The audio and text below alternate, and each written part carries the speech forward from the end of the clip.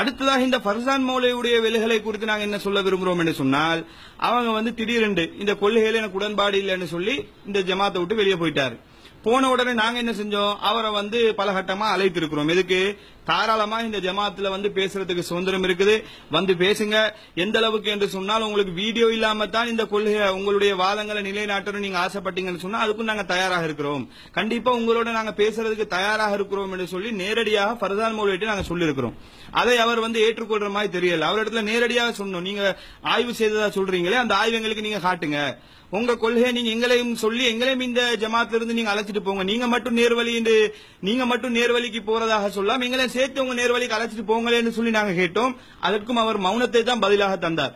அதே போல அவரிடத்துல நாங்க இன்னும் எந்த அளவுக்கு கேட்டோம் என்று சொன்னால், இவ்வளவு காலமா இந்த கொள்கையை ஆய்வு செய்றீங்க, ஏன்னா ஒரு துளி கூட இது சம்பந்தமா ஒரு கேள்வி கூட கேட்டதில்லை, ஒரு சந்தேகம் கூட ஃப்ரெண்ட்லியா பழகின அடிப்படையில கூட இதுக்கு முன்னாடி ஆரம்ப காலங்கள்ல சந்தேகங்களை கேட்பாரு, நாங்களும் கேட்போம், டிஸ்கஷன் பண்ணி கொள்வோம். இது தாய்களுக்கு மத்தியில சகஜமா நடக்கும்.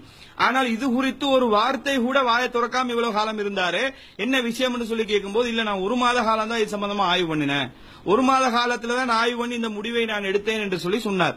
அப்ப நாங்க அவர்கிட்ட என்ன கேட்டோம்னு கேட்டா, பல வருஷங்கள் இருந்த கொள்கைய 1 மாசத்துல நீங்க ஆய்வு பண்ணி முடிச்சிட்டீங்களா, எல்லாத்தையும் ஆய்வு பண்ணி முடிச்சிட்டீங்களா, எல்லா ஹதீஸையுமே நீங்க ஆய்வு பண்ணிட்டீங்களான்னு சொல்லி கேட்கும்போது, இல்ல சில முக்கியமான விஷயங்களை மட்டும் பார்த்திருக்கிறேன். சரி, அவர்கிட்ட தெளிவா கேட்கிறோம், ஒரு ஹதீஸ் கூட குர்ஆனுக்கு முரண்படுது இல்லன்னு நீங்க சொல்ல வாரீங்களா? நம்ம மறுக்கக்கூடிய செய்திகள்ல ஒரு செய்தி கூட குர்ஆனுக்கு முரண்படுது இல்லன்னு நீங்க சொல்ல வாரீங்களா என்று சொல்லி கேட்கும்போது அமைதியா இருக்கிறார். அப்ப என்னென்ன விளங்கணும், நாங்க தெளிவா கடைசியா அவருக்கு என்ன சொன்னோம்னு கேட்டா, இந்த ஜமாத்தில் இருக்க வேண்டிய அவசியமே கிடையாது, இந்த ஜமாத்துல நிர்வாகியாவோ ஜமாத்துல உறுப்பினராக இருக்க வேண்டிய அவசியமே கிடையாது.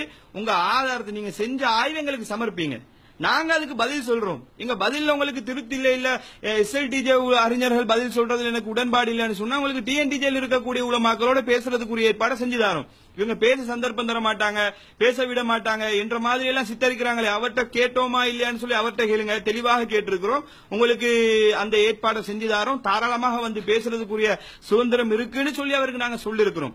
நேற்றைய தினம் கூட நம்முடைய இந்த ஆபீஸுடைய தகவல்களை ஒப்படைப்பதற்காக வேண்டி வந்தாரு. அப்ப அந்த நேரத்துல கூட நாங்க என்ன சொன்னோம், உங்களுக்கு பேசுறதுக்கு என்கிட்ட ரெடியாக இருக்குது, சந்தர்ப்பத்தை நாங்க ஏற்படுத்தி தர ரெடி, உங்க வாதங்களை நீங்க சொல்லுங்க, ஆய்வை சொல்லுங்க, பதில் சொல்ல நாங்க இருக்கிறோம் என்று சொல்லி நேற்று கூட நாங்க சொல்லி இருக்கிறோம். ஆனால் அதை அவர் ஏற்றுக்கொள்ற மாதிரி தெரியல. இவங்க பதில் சொல்ல மாட்டாங்க, சந்தர்ப்பம் கொடுக்க மாட்டாங்கன்னு நாங்க ஏற்றுக்க மாட்டோமே, வீடியோ இல்லாமலே நாங்க பேச ரெடின்னு இல்லையா சொல்லி இருக்கிறோம். வீடியோட பேசினால்தான் அவங்க ஒரு மாதிரியா யோசிப்பாங்கன்னு சொன்னா, வீடியோ இல்லாமல் கூட அவருடைய ஆய்வுகளை தெளிவுபடுத்த ரெடி, அதுக்கு பதில் சொல்ல நாங்க ரெடின்னு சொல்லி இருக்கிறோம். அப்ப அப்படி இருக்கத்தக்க அவர் இல்ல முடியாது, அதை பத்தி எதுவுமே சொல்லாம அமைதியாக இருந்துட்டு முடியாதுன்னு சொல்லிட்டு போயிட்டாரு. அப்ப இதுதான் இவருடைய நிலையை தவிர, இவர் ஆய்வு செய்து ஆய்வை நம்மள்ட்ட சப்மிட் பண்ணி இன்னின்ன வாதங்கள் இருக்கு, இதுக்கு பதில் இல்லாம இருக்குது, இதுக்கு பதில் தெரியல, அதனால நான் இந்த ஜமாத்தை விட்டு போறேன்னு சொல்லி அவர் எதுவுமே சொல்லல. அவருக்கு தாராளமா இந்த ஜமாத்துல சந்தர்ப்பம் இருந்துச்சு, கேள்வி கேட்டிருந்தா நாங்க பதில் சொல்லிருப்போம், உடன்பாடு இல்லன்னு சொன்னா டிஎன்டிஜேல இருக்கக்கூடிய அறிஞர்களை வச்சு சரி நாங்க பதில் சொல்லிருப்போம். இதுல எல்லா சந்தர்ப்பமும் அவருக்கு இருந்துச்சு, அவர் தலைவராகத்தான் இருந்தார். அவர் நினைச்சிருந்த ஆய்வு கூட்டத்தை கூட்டி இந்த மாதிரி இருக்குது ஆய்வு பண்ணோம்னு சொல்லி இருந்தால் கூட அதுக்கு உடன்பட்டு இருப்பாங்க. அப்ப அந்த மாதிரி முயற்சிகள் எதையுமே செய்யாம திடீர்னு ஜமாத்துட்டு போயிருக்கிறாரு, திடீர்னு இந்த கொள்கையில எனக்கு உடன்பாடு இல்லன்னு சொல்லி போயிருக்கிறாரு. அவரே சொல்றாரு எல்லா ஹதீஸையும் பார்க்கலன்னு சொல்றாரு. அப்ப என்னன்னு நமக்கு விளங்குது இல்ல. ஆனா நாங்க என்ன நம்முடைய ஜமாத்தை பொறுத்த மாத்திரத்துல என்ன நிலைப்பாடுன்னு சொன்னா, இந்த அப்பாஸ் அலியை போல தலைவர்களுக்காக வேண்டி இந்த ஜமாத்துல நாங்க கிடையாது. தலைவர் இருக்கிறதுனால கொள்கை சரி, பிஜே ட்ரைனிங் கொடுத்ததுனால கொள்கை சரி, பிஜே சொல்றதுனால கொள்கை சரி, இந்த நிலைப்பாட்டில் இந்த ஜமாத்தில் இருக்கக்கூடிய அடிமட்ட உறுப்பினர்கள் கூட கிடையாது. இந்த ஜமாத்தில் இருக்கக்கூடியவருடைய மனநிலை என்னன்னு சொன்னா, குர்ஆன் சுன்னால இருக்கக்கூடிய கொள்கையை ஏற்றுக்கொள்ளணும், அவ்வளவுதான். யாரு ஜமாத்தை விட்டு போனாலும் மக்கள் கொள்கையில இருப்பாங்க.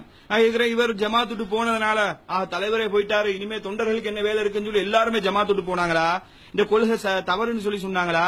நம்ம மக்களே என்ன பண்றாங்க, நமக்கு யாரு போனாலும் பிரச்சனை கிடையாது, எங்களுக்கு உங்க வாதத்தை நீங்க சொல்லுங்க, ஆய்வு எங்களுக்கு சொல்லுங்க, இப்படித்தான் மக்கள் கேட்கக்கூடியவராக இருக்கிறாங்க.